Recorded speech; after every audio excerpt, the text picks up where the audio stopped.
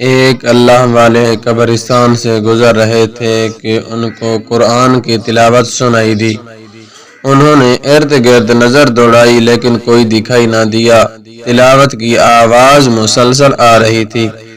اللہ نے اس بزرگ پہ منکشف کیا تو انہوں نے دیکھا کہ پاس ہی ایک قبر میں ایک شخص قرآن کی تلاوت کر رہا ہے۔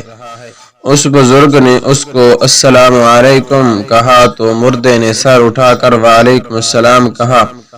اس اللہ والے بزرگ نے پوچھا کہ ہم نے سنا ہے کہ مرنے کے بعد کوئی عمل نہیں ہی ہوتا، دو ہی باتیں ہوتی ہیں، یا سزا یا جزا، آرام یا عذاب، لیکن یہ نہیں سنا تھا کہ قبر میں بھی ذکر و افکار، تلاوت و تسبیح کرنی پڑتی ہے، اور آپ تو ماشاء اللہ قرآن مجید کی تلاوت فرما رہے ہیں۔ مردے نے کہا کہ جو انسان وفات پا جاتا ہے اس سے سب سے پہلے 3 سوال ہوتے ہیں، اگر وہ ان 3 سوالات کے جوابات دینے میں کامیاب ہو جاتا ہے تو اس کو کہا جاتا ہے کہ تم کو قبر میں اپنا وقت قیامت کے دن کے انتظار میں گزارنا ہے۔ جب تمام دنیا والے یہاں پہنچ جائیں گے تو قیامت قائم کر دی جائے گی۔ یہ قبر تمہاری آخری آرام گاہ ہے، یہاں قبر میں آ کر تمہارے پاس کوئی مشغلہ یا مصروفیت نہیں ہوگی تو تم یہاں اکتا ہو جاؤ گے۔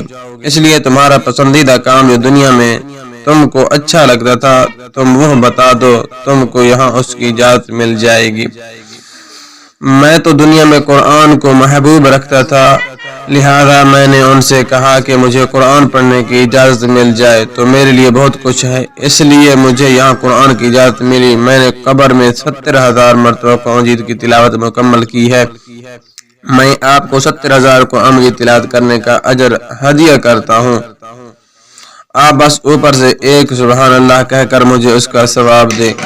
اس بزرگ نے جب یہ سنا تو سوچا کہ یہ تو بے حد سستا سودا ہے، ایک سبحان اللہ کے 70,000 مرتبہ قرآن کریم کی تلاوت کا ثواب ملے گا۔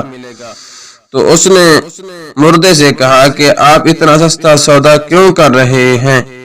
مردے نے کہا تم جہاں سے باتیں کر رہے ہو وہ دنیا ہے، دنیا میں سبحان اللہ کہنے کا بڑا ثواب ہے، میں جہاں ہوں اس کو قبر کہتے ہیں، یہاں 70,000 مرتبہ قرآن کی تلاوت کا ایک سبحان اللہ کے برابر ثواب نہیں۔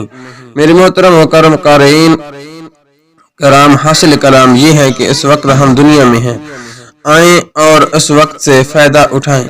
کمنٹس میں حسب ضرورت سبحان اللہ لکھیں اور اس کا ثواب کسی اپنے کو بھیج دیجیے۔ اللہ تعالیٰ مجھ گناہ گار و سیاہ کار سمیت ہم تمام مسلمانان عالم کو مندرجہ بالا سطور میں پوشیدہ سبق آموز بات سمجھنے اور اس پر عمل کرتے ہوئے عین صراط مستقیم پر چلنے کی کامل توفیق عطا فرمائے، آمین یا رب العالمین۔ ممکن ہو تو شیئر فرما دیجیے گا۔ بحوالہ اولیاء اللہ، سوانح حیات، عظمت و جلالت، حکایت صالحین، واقعات کہانی وغیرہ۔